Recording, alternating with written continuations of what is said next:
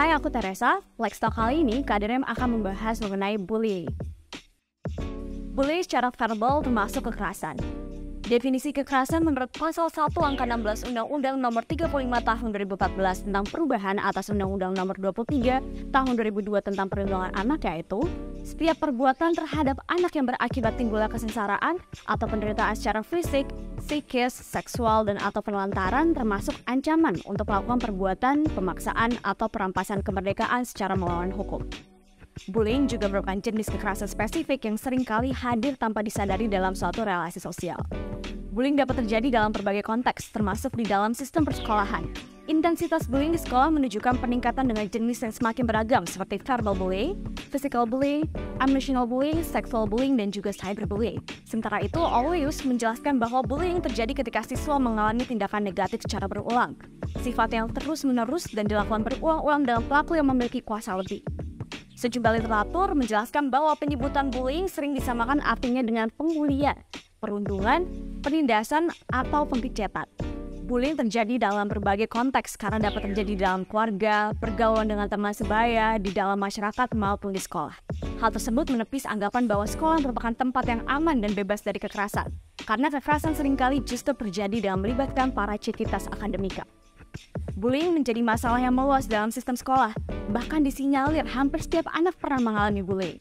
Bullying di sekolah merupakan implikasi adanya interaksi sosial antara pelaku dan korban yang sama-sama menjadi warga sekolah, kultur sekolah, dan iklim kelas yang kurang kondusif untuk belajar, serta perilaku warga sekolah yang mengabaikan tindakan bullying. Pelakunya dapat bersifat individual, perseorangan, maupun secara kolektif atau berkelompok. Dalam kasus kekerasan pelajar, pada umumnya pelaku kolektif adalah pelajar yang tergabung dalam aktivitas geng pelajar. Hal itu mengungkapkan bahwa meningkatkannya prevalensi bullying di sekolah yang mensyaratkan pentingnya bullying menjadi isu utama dan juga prioritas sekolah yang perlu penanganan yang serius. Menurut data yang didapat dari Deputi Hak Anak atas Kesehatan dan Pendidikan Kementerian Pemberdayaan Perempuan dan Perlindungan Anak menyebut data KPAI sejak tahun 2011 hingga 2019 mencatat ada 574 anak laki-laki yang menjadi korban bullying, 425 anak perempuan jadi korban bullying di sekolah, 440 anak laki-laki dan 326 anak perempuan sebagai pelaku bullying di sekolah. Sedangkan sepanjang tahun 2021, setidaknya ada 17 kasus di perundungan yang terjadi di berbagai jenjang di satuan pendidikan. Di Indonesia pada tahun 2016, hasil simposium UNICEF yang dihadiri 100.000 remaja dari 18 negara menunjukkan bahwa 2/3 remaja yang hadir terlibat dalam perilaku bullying. Berdasarkan data KPAI, Komisi Perlindungan Anak Indonesia, tahun 2011 hingga 2018, kasus perilaku bullying yang terjadi di lingkungan pendidikan di Indonesia berada pada tingkat teratas pengaduan masyarakat, yakni sebesar 48% dari 3.474 kasus di bidang pendidikan. Tahun 2016, KPAI menunjukkan adanya 131 kasus pengaduan terkait remaja sebagai pelaku bullying. Kemudian mengalami penurunan pada tahun 2017 namun menjadi 116 kasus. Namun jumlah kasus pengaduan di bidang pendidikan terkait remaja sebagai pelaku bullying meningkat kembali menjadi 127 kasus pada tahun 2018.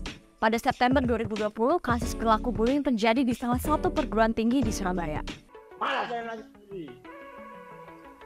Dari video yang beredar, terlihat korban menerima kekerasan verbal dari kakak tingkatnya pada masa orientasi mahasiswa baru. Selanjutnya terdapat pula kasus perundungan yang dialami anak berinisial FH berusia 11 tahun di Singaparna, Tasikmalaya, Jawa Barat yang berujung kematian. Menurut Komisi Perlindungan Anak Indonesia, kasus ini merupakan kasus yang tergolong berat dan kompleks lantaran korban mengalami kekerasan secara fisik, seksual, dan juga psikologis. Dengan landasan ini, KPAI menilai kasus tersebut harus dibawa ke ranah hukum agar tidak terulang di masa mendatang. Karena apa? Karena KPAI menyebutkan bahwa anak adalah peniru ulung. Lalu bagaimana cara mengantisipasinya? Yang pertama, program leadership. Program leadership mengembangkan dan menegakkan hukum dan kebijakan nasional yang melindungi anak-anak dari kekerasan dan intimidasi di sekolah dan mengalokasikan sumber daya yang memadai untuk mengatasi kekerasan dan perundungan di sekolah.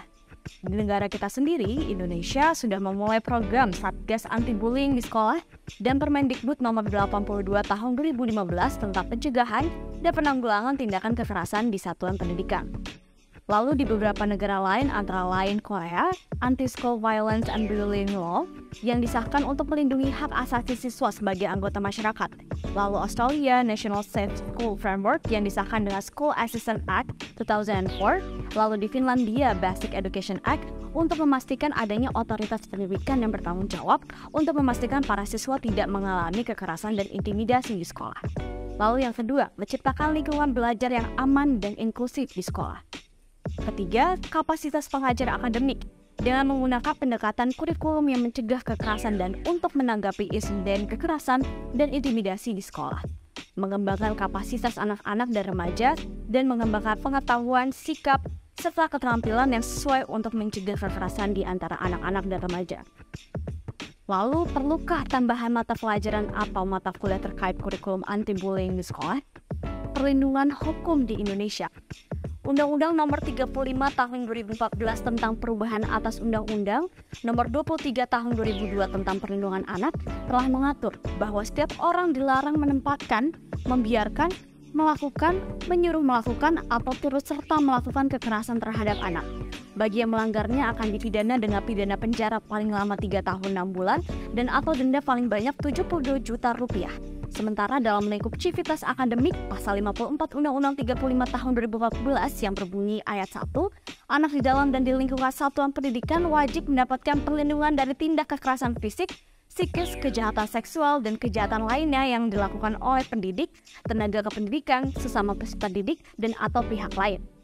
Lalu ayat kedua, perlindungan sebagaimana dimaksud pada ayat pertama dilakukan oleh pendidik, tenaga kependidikan, aparat pemerintah, dan atau masyarakat. Yang dimaksud dengan lingkungan satuan pendidikan adalah tempat atau wilayah berlangsungnya proses pendidikan. Sementara itu, yang dimaksud dengan pihak lain antara lain petugas keamanan, petugas kebersihan, penjual makanan, petugas kantin, petugas jemputan sekolah, dan penjaga sekolah. Ini artinya sudah sepatutnya peserta didik di sekolah mendapatkan perlindungan dari tindakan bullying yang berupa tindak kekerasan fisik maupun psikis. Kurang lebih sekian lifestyle kita kali ini. Sampai jumpa di lifestyle selanjutnya dengan pembahasan yang lebih seru tentunya. Bye-bye!